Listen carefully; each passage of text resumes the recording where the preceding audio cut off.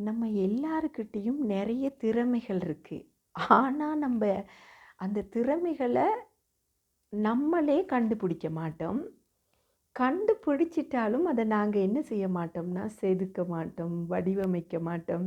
அதே மாதிரி பார்த்தீங்களான்னா, சில நேரம் அத வார்ப்பாக கூட நாங்க செய்ய மாட்டோம். என்ன இந்த வடிவமைப்பு, செதுக்குறது அப்படின்னு பார்த்தோமா இருந்தா, அ ஒரு இடத்துல நெறைய கற்கள் இருக்கு. அந்த கற்கள நாங்க சும்மாவே பார்த்தோமா இருந்தா, அது கற்களாகவே இருக்கும்.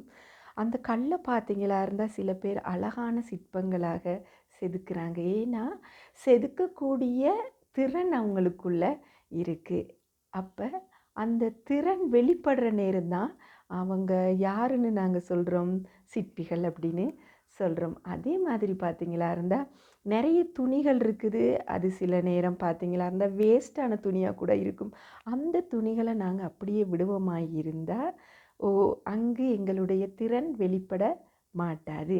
ஆனாலும் அந்த துணிய எடுத்து நாங்க அத ஒரு ட்ரெஸ்ஸாக மாத்தக்கூடிய திறனை வளர்த்துக் கொள்வோமா இருந்தா, அல்லது எங்களுக்குள்ள உள்ள திறனை நாங்க வெளிப்படுத்துவோமா இருந்தா, அங்க தான் நாங்க வெற்றி அடைகின்றோம். கற்கள் கற்களாகவே இருப்பதாலோ, துணிகள் துணிகளாக இருப்பதாலோ, அல்லது களிமண் களிமண்ணாக இருப்பதாலா அங்கு ஒன்றும் ஆகப் போவதில்லை. எங்களுடைய திறனை நாங்கள் அந்த பொருட்களின் மேல நாங்க காட்டும்போது, அது வெற்றியின் வெளிப்பாடாக காணப்படும். என்ன நண்பர்களே, எங்களுடைய திறன்களை நாங்கள் மட்டும் தான் புரிந்து வெளிக்கொண்டு வர வேண்டும்.